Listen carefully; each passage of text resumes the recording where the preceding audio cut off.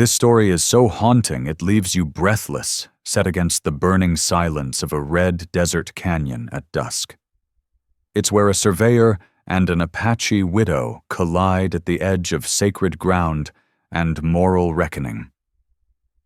It all begins with a single arrow, one near miss small enough to seem like chance, yet powerful enough to redraw the fate of everyone involved. Before we kick off this adventure, don't forget to hit like on the video and let us know in the comments where you're watching from.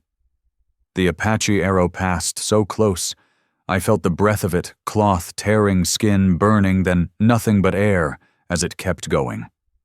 I still remember the moment the broadhead ripped my shirt and grazed my ribs, spinning me hard into the red canyon wall. 3 good men lay dead in the sand below. Tobin Reed screamed among the rocks until the sound was cut short, and there I was, pinned to stone, a Winchester shaking in my hands, while war cries rolled through Devil's Creek like the world tearing itself apart. I had never killed a man. Hell, I had never even aimed a gun at one. My hands were meant for brass compasses and transit scopes, lines inked on paper angles, and distances measured clean and quiet. Work that kept your palms soft and let you sleep at night. Then my eyes dragged upward along the canyon rim, and I saw her. Dark eyes looking down at me from the rock above. Not a warrior, a woman. Beautiful in a way that stole the breath from my lungs even as death whispered through the desert wind. She could have buried an arrow in my skull. By every rule of that land, she should have. Instead, she spoke a single word, clear, calm, perfect English. Come. What do you do when the woman who could have killed you moments ago offers her hand instead? Maybe I should have died there with the canyon chainmen. Maybe choosing a compass over a rifle had always been a death sentence. Or maybe some things are worth dying for and you don't know which ones until the arrows are already flying. The Apache called her Seneca. They said the name carried an old meaning, something that endured. I only knew how it sounded when she said it. She was 35, if she was a day, and finer than any painted saint I'd seen back east. Brave or foolish, she said, slicing through my torn shirt, with a blade still stained dark from someone else's blood.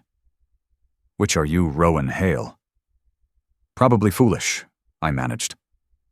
Her fingers were careful, but steady, as she cleaned the wound. When her skin touched mine, something sparked, something I didn't know existed. I watched her face, the high cheekbones hinting at Spanish blood, eyes dark as obsidian, burning with Apache fire. Look long enough, and you'd forget your own name? My husband would have called you a coward, she said quietly. Ashen chief of the Chiricahua. Dead last spring. Cavalry bullet. Straight through the chest. I'm sorry, I said. Are you? There was no warmth in her voice now. Every time an Apache dies, your towns light fires and pour whiskey, she said. You say you are not a soldier, but you work for them. She pressed cloth against my ribs, drawing a hiss from my teeth. This canyon you were mapping, it is sacred ground, our burial ground.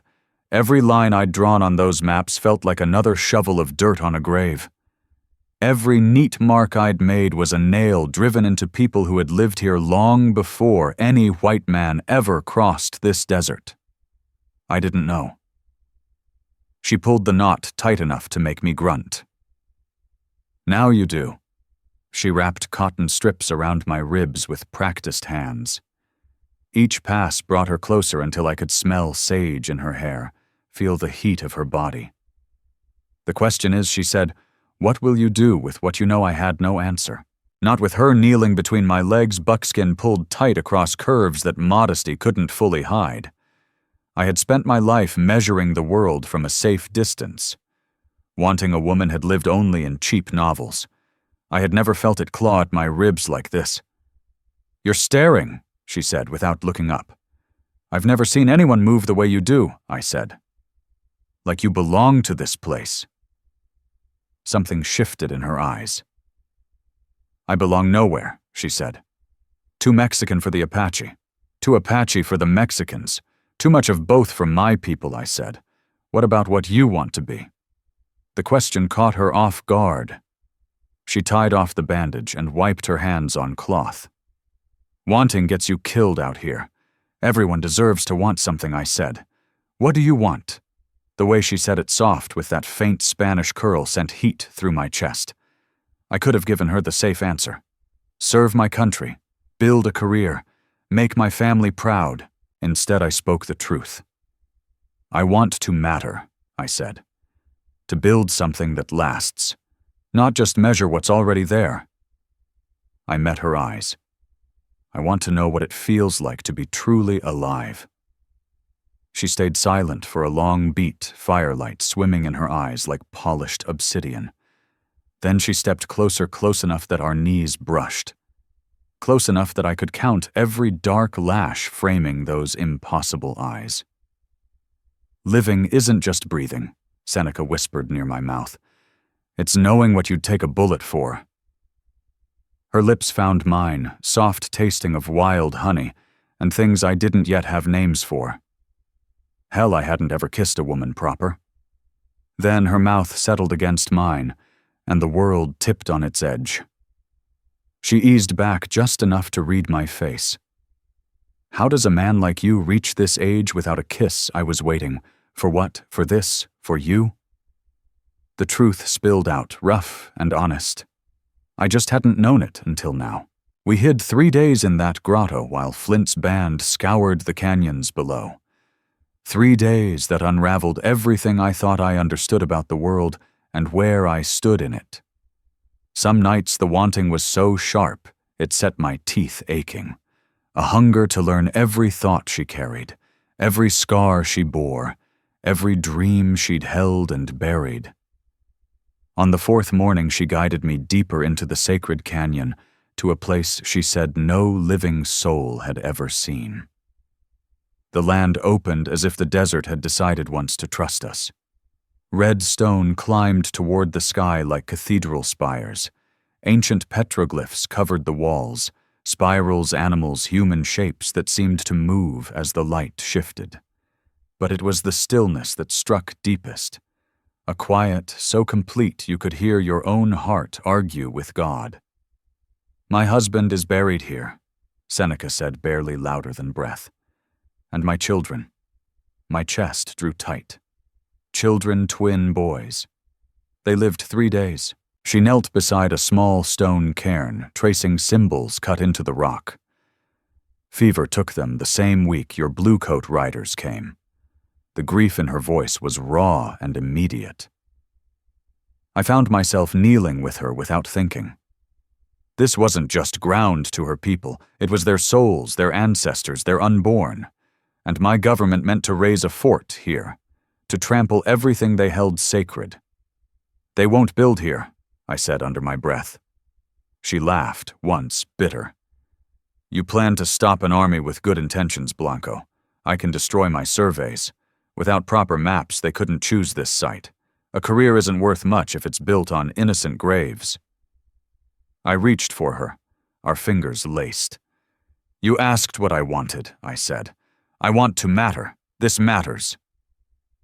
She searched my face, then something eased in her expression. You are not what I expected.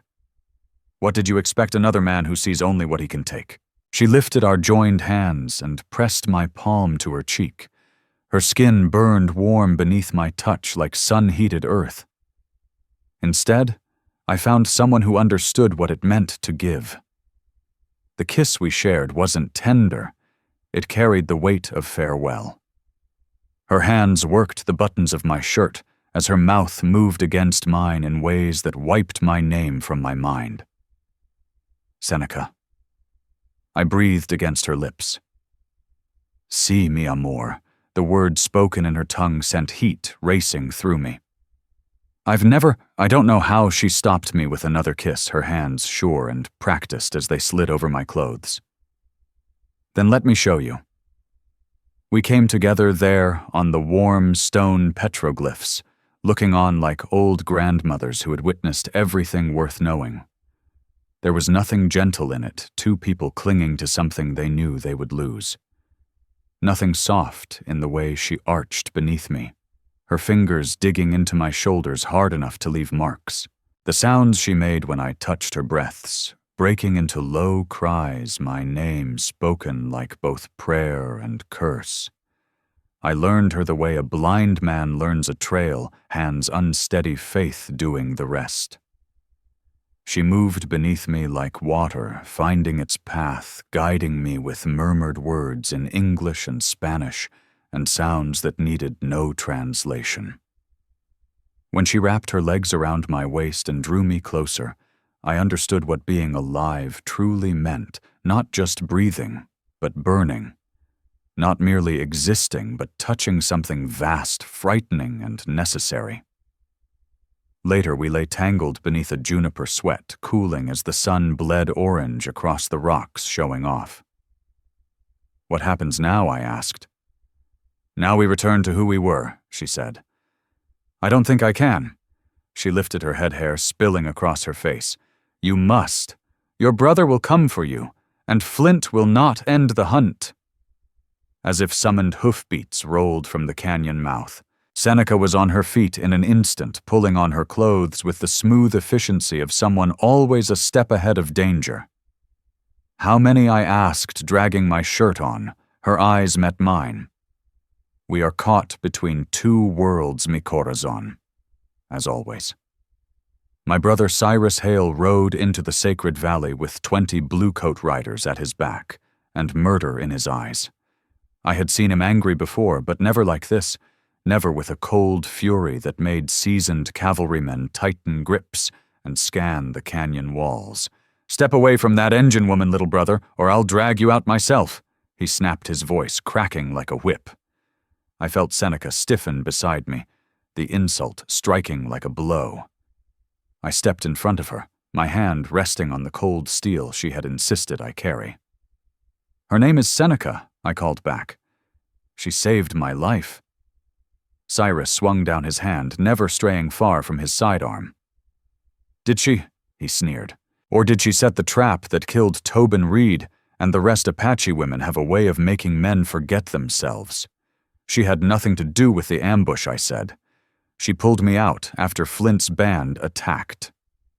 Flint Cyrus spat the name a curse on his tongue. "Half the Apache in this territory answer to him now," Cyrus Hale said.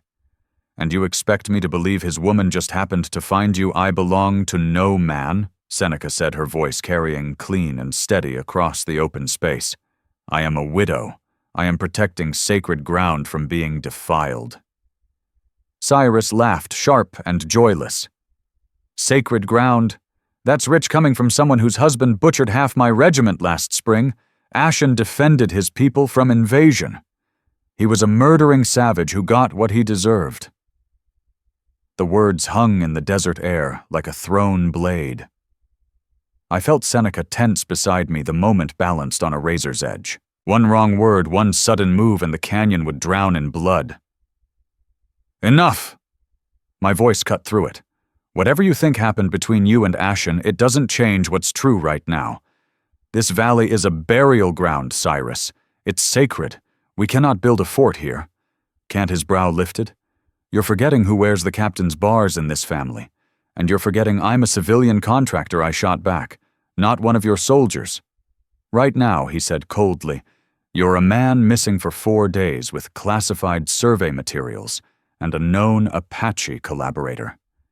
That makes you a security risk." The threat was plain. My brother, my own blood, was ready to arrest me, maybe shoot me if I resisted. And the truth was, I couldn't even blame him. From his side, I'd gone native, betrayed everything we were raised to believe. But where I stood with Seneca's warmth at my back and her children's graves at my feet, betrayal looked a lot like doing the right thing for the first time in my damn life. I reached into my saddlebags and pulled out my survey notebooks. Every measurement, every calculation from the past 2 weeks, months of work, my career bound in leather. I didn't hesitate. I hurled it all into the coals and watched my old life curl and blacken. The pages caught fast edges, shriveling as my future went up in smoke. Jesus Christ, Cyrus's hand dropped to his gun. Do you have any idea what you've just done? Yes, I said. Something that should have been done a long time ago. That's when the war cries rose. Flint's band stepped from the rocks like death come collecting big men, broad-shouldered, scarred by countless fights, eyes burning with a hate that could level cities. Seneca Flint called his voice carrying. Come away from the white eyes. It is time to finish what Ashen began. She moved forward, placing herself between me and the warriors. She spoke fast in Apache, urgent pleading. I couldn't understand the words, but I could read the intent. She was trying to make peace, trying to wedge a path between two forces that had been killing each other for decades. Flint listened, jaw tight. Then he shook his head hard. When he answered, he used English so no one could miss it. You would stand with the men who killed your husband, who would build their fort on his grave. I would stop a war that will destroy us all, Seneca said. There has been enough death. There will be more today. Flint drew an arrow, the broadhead flashing in the afternoon sun. Starting with the white eyes, he said, who foul sacred ground by their touch. Time slowed. I saw the arrow leave the string death flying straight at me on hawk feathers and Apache steel. I had maybe a heartbeat left, just enough time to square myself with the choices I'd made. Then Seneca stepped in front of me. The arrow drove straight through her chest. She turned once, eyes blown wide, and collapsed into my arms like a bird with a shattered wing. Blood flooded the buckskin, dark and heavy. Those eyes, so dark, so alive, found mine filled with love and regret braided together. Mi corazon, she breathed, already fading. The gold ashens in the red rocks where the eagles nest. Trade it for peace. The canyon exploded. Carbines barked back at Apache war cries, sound slamming off stone like the end of days. Men screamed, fell bled into the dust. I heard none of it. My world shrank to the woman dying against my chest, to the warmth draining from her body as the light left her eyes. Don't, I whispered, pressing hard against the wound. Don't you dare. Blood pushed between my fingers, hot, relentless. Don't leave me now. She died the way she lived, shielding someone she loved from a war that had already taken too much. I held her until she was still. Until the gunfire faded, the dust settled, and the survivors on both sides were too broken to keep killing. Flint died in that fight along with half of Flint's band and 3 blue-coat riders. Afterward, after the dead were buried and the wounded bound, I told them about the gold. We found it exactly where she said, Ashen's hidden cache in the red rocks beneath the eagles' nests. Spanish gold enough to raise 10 forts. Loot from a dozen raids hoarded for a war that would never come. The army proved practical. Gold was gold. Dead soldiers cost money. A fort born of negotiation was cheaper than one born of slaughter, even if it left the brass unsatisfied. 6 months later, I stood on a ridge above the new outpost at Willow Creek, 15 miles north of the Sacred Canyon. The fort was smaller than planned, built with Apache gold, and paid for by talks that cost me my career, my family's regard, and nearly my life. But it rose on empty ground, not on bones. I visit her grave every Sunday on a hill overlooking the valley where we first touched. Wildflowers crowd her cross, now yellow and purple against red dirt. The stone mothers nod as they pass. I'm told it means the ground has forgiven me. The desert wind threads through the flowers, carrying her name into the falling dark. Sometimes, just sometimes, I swear I hear her voice on that wind, repeating what she once whispered to me. Being alive means accepting that some things are worth dying for. I came to Arizona Territory to draw straight lines on government maps. What I found instead was a woman who redrew every boundary of my soul. She taught me that honor dignity, and the sacred places where the dead sleep are worth any sacrifice. Was I right to burn those surveys, to betray my country for a woman I'd known less than a week? I don't know. But I sleep better than my brother does, and that has to count for something. The sun sets now behind the Chiricahua Mountains, painting the sky the color of Apache fire. Somewhere a coyote calls to its mate, a sound that once meant danger, and now speaks only of the long conversation between earth and sky, between what was lost and what might still be found. Some of us find something worth dying for. Far fewer find something worth living for. I did, and it cost me everything. Finally, let me send my deep thanks to you. We appreciate you more than you think. If this tale stirred something deep inside, we invite you to remain part of this frontier of memories. More true stories of honor, compassion, and destiny are waiting for you here. Subscribe, share, comment, and thank you for riding with us today. Aviso legal barra disclaimer. Our content is designed for artistic and entertainment purposes and may reinterpret historical themes using fictional touches. We apply AI tools thoughtfully only to support production while keeping human supervision over editing, emotional tone, and narrative coherence. We always comply with regulatory guidelines for AI-based media and avoid deepfake practices or identity manipulation. All supporting components remain legally sourced. Please ask for authorization before sharing or adapting any segment. Your respect makes it possible for us to continue telling meaningful stories.